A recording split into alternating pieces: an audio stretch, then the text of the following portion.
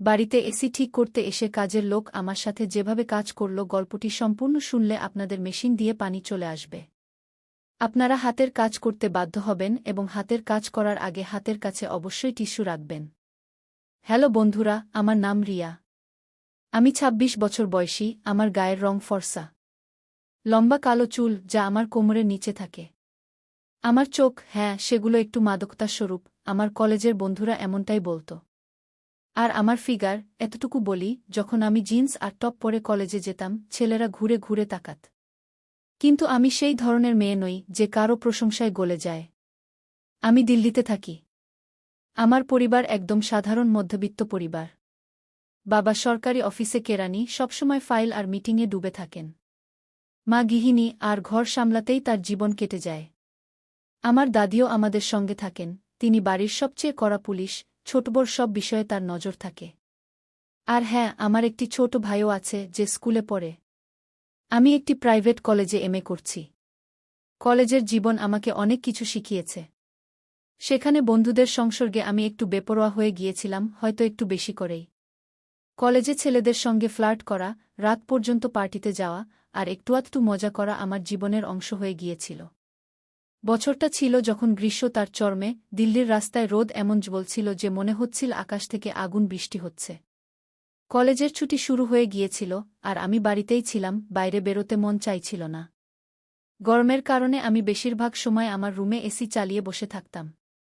আমাদের বাড়ির এসি গত কয়েকদিন ঠিকভাবে কাজ করছিল না, বাতাস বেরোতো ঠিকই কিন্তু ঠান্ডা ছিল না। মা কয়েকবার বাবাকে বলেছিলেন, এসির সার্ভিস করিয়ে নাও, গরমে থাকা যাচ্ছে না। কিন্তু বাবা তার অফিসের কাজে এত ব্যস্ত ছিলেন যে বিষয়টা পিছিয়ে যাচ্ছিল। এক সকালে বাবা অফিসে যাচ্ছিলেন, মা আবার মনে করিয়ে দিলেন, শোনো, আজ এসিরওয়ালাকে ডেকে নাও। বাবা হ্যাঁ বলে মাথা নাড়লেন, আর পকেট থেকে ফোন বের করে একটি নম্বর ডায়াল করলেন। সেই নম্বর ছিল বিজয়ের। বিজয় আমাদের এলাকায় এসি, ফ্রিজ আর ওয়াশিং মেশিন ঠিক করার কাজ করত। বাবা তাকে বললেন, বিজয় ভাই, আজ দুপুরের মধ্যে চলে এসো, এসির সার্ভিস করতে হবে। আমি সেই সময় আমার রুমে ছিলাম, বাবার কথা শুনলাম কিন্তু বেশি মনোযোগ দিইনি। আমি আমার ফোনে ইনস্টাগ্রাম স্ক্রোল করছিলাম। গরমের কারণে আমি একটি ঢিলা টপ আর শর্টস পরেছিলাম। আমার চুল উঁচু করে বাঁধা ছিল। দুপুরের দিকে 2:12 বাজে। আমি, মা আর দাদি লাঞ্চ সেরে ফেলেছি। মা রান্নাঘরে বাসন মাজছিলেন, আর দাদি তার চারপাইয়ে বসে রামায়ণ পড়ছিলেন। আমার ভাই বন্ধুদের সাথে ক্রিকেট খেলতে গিয়েছিল। আমি আমার রুমে শুয়েছিলাম, এমন সময় দরজার বেল বাজল। মা ডাক দিলেন, রিয়া, একবার দরজাটা দেখে আসবে। আমি কিছুটা বিরক্ত হয়ে ফোন পাশে রেখে দরজা খুলতে গেলাম। দরজায় একজন লোক দাঁড়িয়ে ছিল। সে নীল শার্ট আর প্যান্ট পরেছিল, কাঁধে একটা ব্যাগ ঝুলছিল যাতে সম্ভবত তার যন্ত্রপাতি ছিল। তার বয়স 40-এর কাছাকাছি, কিন্তু তার শরীর এমন ছিল যে আমার চোখ আটকে গেল। তার বাহুগুলো শক্তিশালী ছিল, শার্টের উপর দিয়ে পেশিগুলো স্পষ্ট দেখা যাচ্ছিল। রোদের কারণে তার মুখ কিছুটা কঠিন দেখালেও চোখে ছিল এক অদ্ভুত সরলতা। হ্যাঁ ম্যাডাম, এসি সার্ভিসের জন্য এসেছি, সে বলল। তার কণ্ঠে একটা গভীরতা ছিল যা আমার কানে গেঁথে গেল। আমি তাকে উপর থেকে নিচে দেখে হালকা করে হেসে বললাম, ভিতরে আসুন। সে ভিতরে এলো এবং ড্রয়িং রুমে রাখা এসির দিকে এগিয়ে গেল। আমি দরজা বন্ধ করে আমার রুমের দিকে যেতে লাগলাম, কিন্তু আমার পা যেন ভারী হয়ে গেল। মাথায় তখন অন্য সব চিন্তা ঘুরপাক খাচ্ছিল। আমি ভাবলাম, এই লোকটার মধ্যে কিছু আছে। আমি রান্নাঘরে গিয়ে মাকে বললাম, মা, আমি আমার রুমে যাচ্ছি, কিছু দরকার হলে বলবেন। মা বললেন, ঠিক আছে, কিন্তু খেয়াল রাখো, বাড়িতে অচেনা লোক আছে। আমি হেসে বললাম, মা, বাবা ডেকেছে, কি হবে? কিন্তু মনে তখন অন্য কথা। আমি রুমে গেলাম, কিন্তু দরজা একটু খুলে রেখে দিলাম। সেখান থেকে ড্রয়িং রুমে সেই লোকটিকে স্পষ্ট দেখতে পাচ্ছিলাম। সে তার ব্যাগ খুলে এসির সার্ভিস শুরু করল। তার শার্টের হাতা গুটানো ছিল, কাজ করার সময় পেশিগুলো ফুলে উঠছিল। আমি চুপি চুপি তাকে দেখছিলাম। আমার বুকটা একটু দ্রুত কাঁপতে লাগল। বিজয় তার কাজে মগ্ন ছিল। সে এসির ফিল্টার খুলে তা পরিষ্কার করার জন্য একটা কাপড় চাইল। ড্রয়িং রুম থেকে সে ডাক দিল, কেউ আছেন? একটা কাপড় দিন তো। আমি সুযোগ পেয়ে গেলাম। রুম থেকে বেরিয়ে রান্নাঘর থেকে একটা পরিষ্কার কাপড় নিয়ে তার কাছে গেলাম। কাপড় দিতে গিয়ে ইচ্ছে করে আমার আঙুল তার হাত স্পর্শ করল। তার হাত ছিল গরম আর শক্ত। আমার হৃদস্পন্দন আরও বেড়ে গেল। কিন্তু বিজয় কোনো বিশেষ প্রতিক্রিয়া দেখাল না। সে কাপড় নিয়ে ধন্যবাদ জানিয়ে আবার কাজে লেগে গেল। আমি একটু রাগ হলাম, ভাবলাম এত সোজা কি করে হতে পারে। আমি আবার রুমের দিকে চলে গেলাম, কিন্তু এবার আমার টপ একটু আরও ঢিলা করে নিলাম। ভাবলাম যদি এটা ইশারা না বুঝে তবে আরও কিছু করতে হবে। আমি আবার ড্রয়িং রুমে গেলাম এবং অকারণে সেখানে রাখা ম্যাগাজিন তুলতে লাগলাম। ম্যাগাজিন তোলার সময় ইচ্ছে করে একটু ঝুঁকলাম যাতে বিজয়ের নজর আমার দিকে পড়ে, কিন্তু সে তার কাজে এতটাই মগ্ন ছিল যে আমার দিকে তাকায়ও নাই। এবার আমি একটু চ্যালেঞ্জ অনুভব করলাম। ভাবলাম দেখি তুমি কতটা সোজা থাকতে পারো। বিজয় কাজ শেষ করে এসি চেক করার জন্য চালু করল। ঠান্ডা হাওয়া বেরুতে লাগল।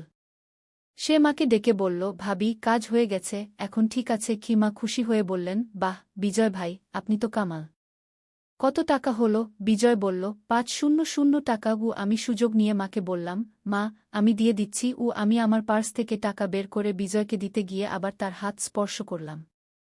এবার একটু বেশিক্ষণ ধরে রাখলাম এবং হালকা করে হাসলাম।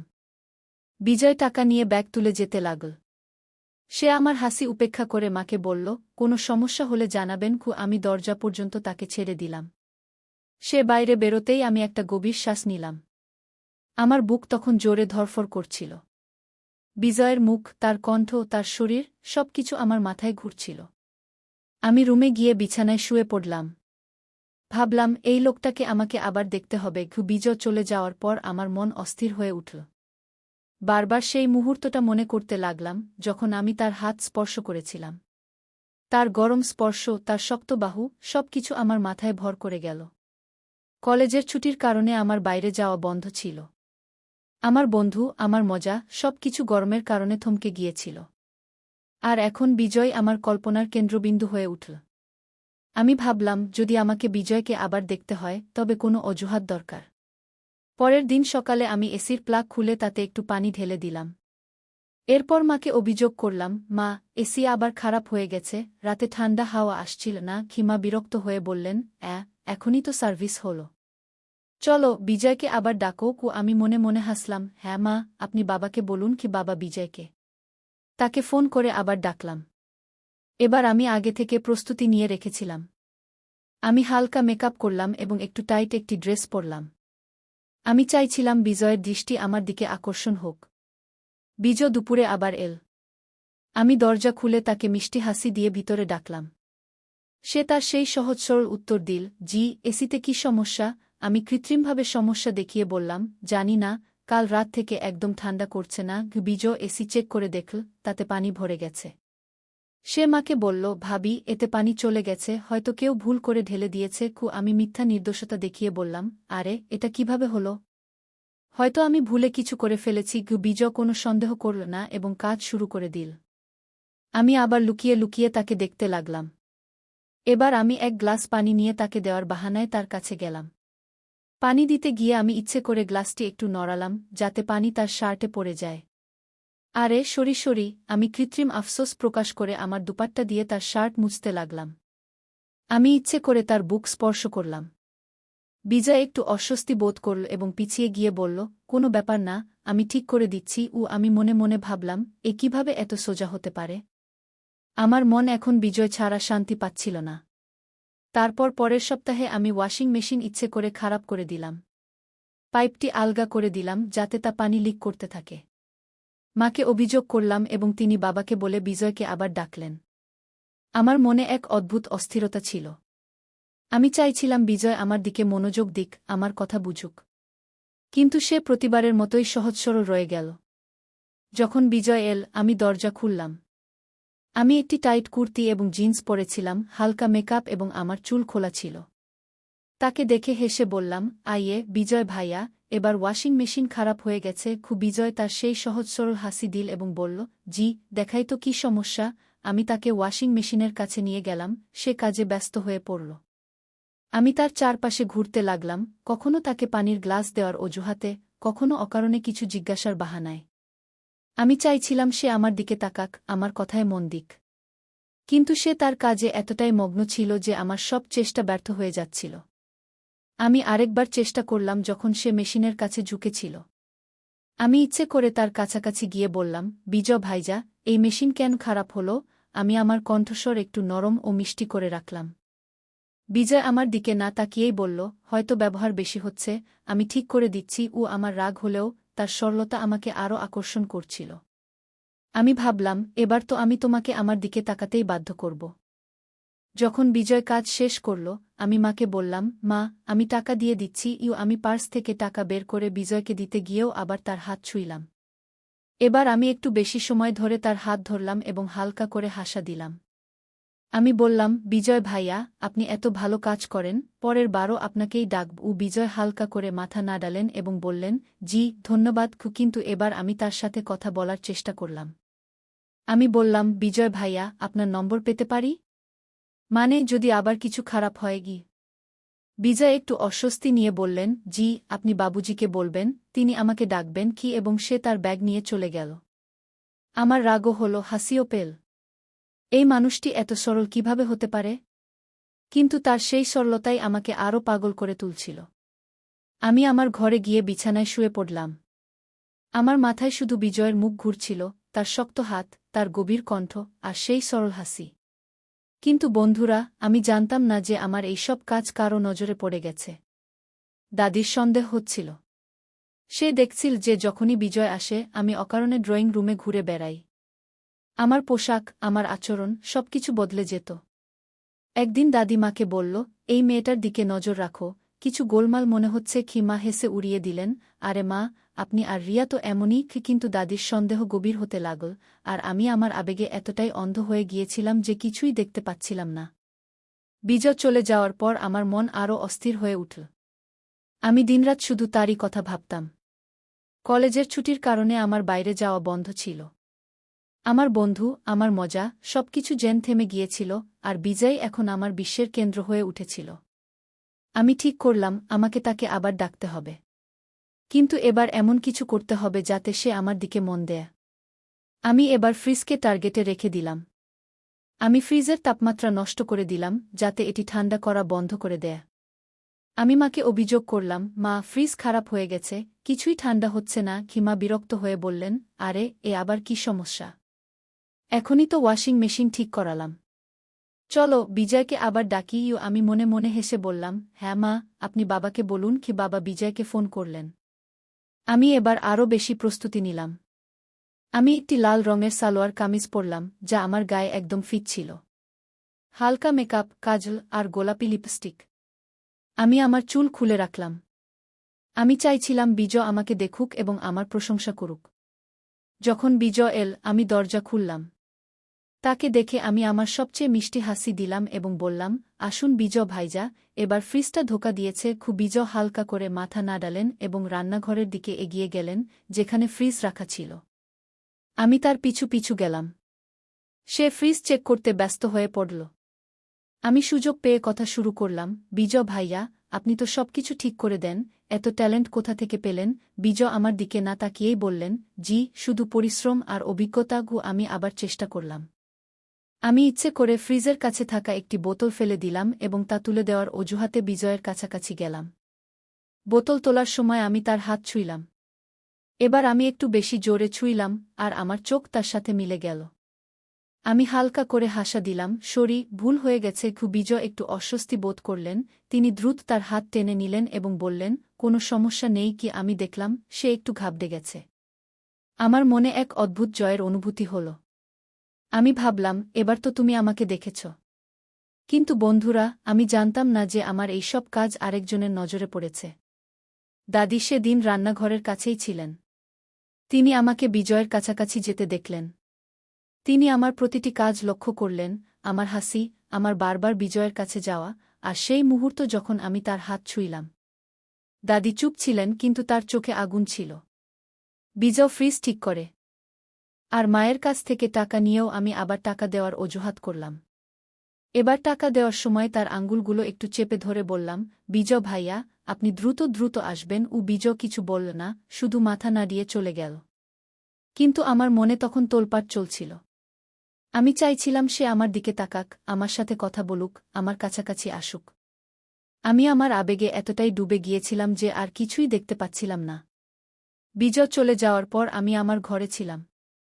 বিছানায় শুয়ে আমার মাথায় কেবল সেই মুহূর্তটি ঘুরছিল যখন আমি তার হাত স্পর্শ করেছিলাম।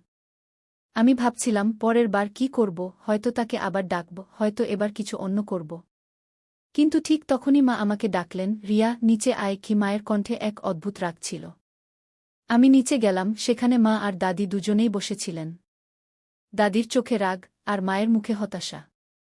আমি জিজ্ঞেস করলাম, কি হয়েছে মা? দাদি আমাকে তাকিয়ে বললেন, তোর লজ্জা হয় না? একই সব কাজ করছিলি ওই বিজয়ের সাথে? আমার হৃদয় ধক করে উঠল। আমি কৃত্রিমভাবে নির্দোষতা দেখিয়ে বললাম, কি কাজ দাদি? আমি তো কিছুই করিনি। কিন্তু দাদি আমাকে থামিয়ে দিলেন, আমি সব দেখেছি। তুই বারবার ওর কাছে যাচ্ছিলি কেন? ওর হাত ছুঁচ্ছিলি কেন? একই সব তামাশা লাগিয়ে রেখেছিস। মাও রেগে বললেন, রিয়া, তুই কলেজে পড়িস, কিন্তু এর মানে এই না যে তুই এমন সব কাজ করবি। আমরা তোকে এত স্বাধীনতা দিয়েছি, আর তুই এসব করছিস। আমি চুপ ছিলাম, আমার কোনো উত্তর ছিল না। ভাবলাম হয়তো ক্ষমা চেয়ে নিই, তাহলে কথা শেষ হয়ে যাবে। বললাম, মা, দাদি, আমি কিছু ভুল করিনি, আমি শুধু কিন্তু দাদি আমাকে বাধা দিলেন, বস রিয়া, আর কোনো অজুহাত শুনতে চাই না। সেদিন আমাকে খুব বকুনি খেতে হল। মা আর দাদি আমাকে স্পষ্টভাবে সতর্ক করলেন যে যদি আবার এমন কাজ করি, তাহলে তারা বাবাকে বলবে। আমি আমার ঘরে গিয়ে কেঁদে ফেললাম। আমার রাগও হচ্ছিল, আর ভয়ও লাগছিল। ভাবলাম হয়তো এখন থামা উচিত। কিন্তু আমার মনে বিজয়ের স্মৃতি তখনও তাজা ছিল। কিছুদিন পর মা বাবাকে সব বললেন। বাবা খুব রেগে গেলেন।